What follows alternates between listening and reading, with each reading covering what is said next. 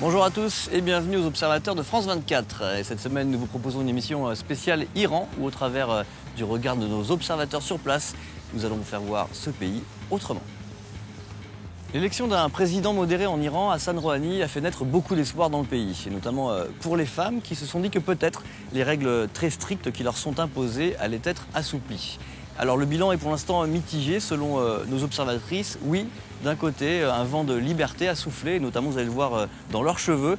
Mais d'un autre côté, les conservateurs iraniens n'ont pas dit leur dernier mot et ils tiennent absolument à ce que rien ne change pour les femmes iraniennes.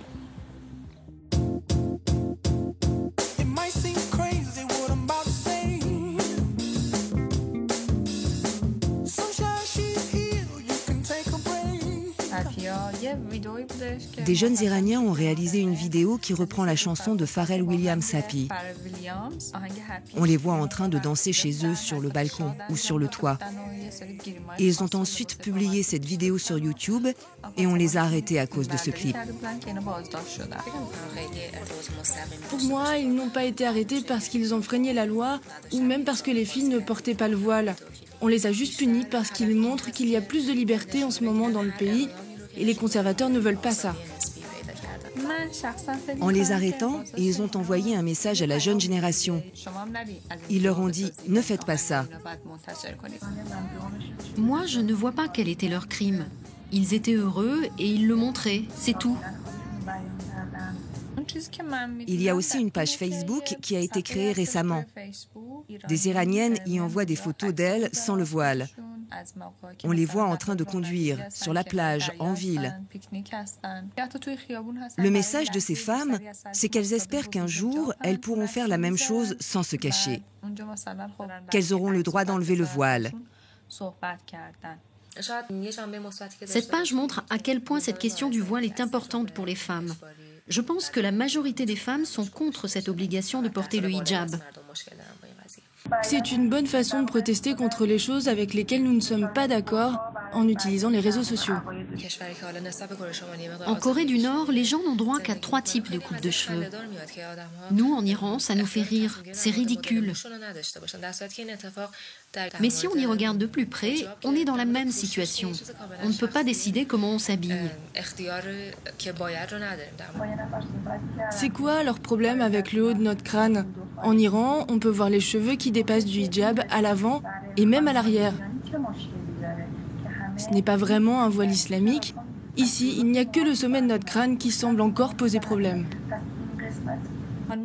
Nous, les femmes de la nouvelle génération, nous ne sommes pas comme nos grands-mères.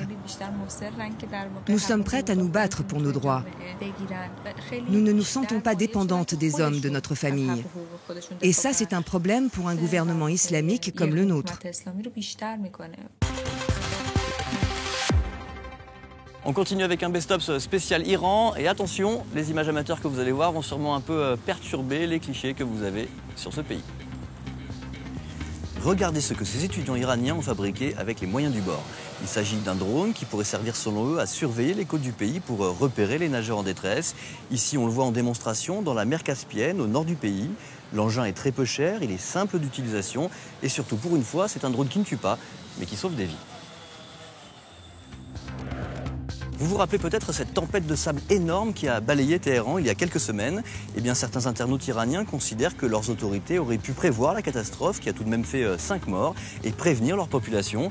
Mais sur les réseaux, ils prennent ça avec humour. Leur message, pour résumer, c'est que même si Godzilla débarquait dans la capitale iranienne, le gouvernement ne s'en rendrait même pas compte.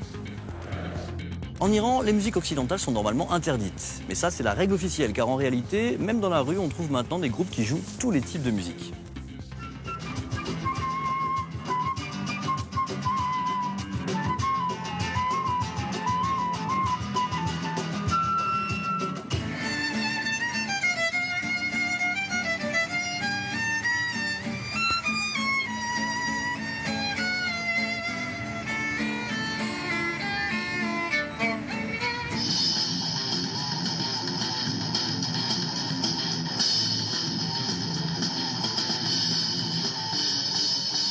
Notre observateur a créé une page Facebook pour faire connaître ces musiciens de rue. Il nous dit que ce n'est pas vraiment pour l'argent qu'ils descendent dans la rue avec leur instrument. Ce qu'ils veulent surtout, c'est donner un peu le sourire aux passants.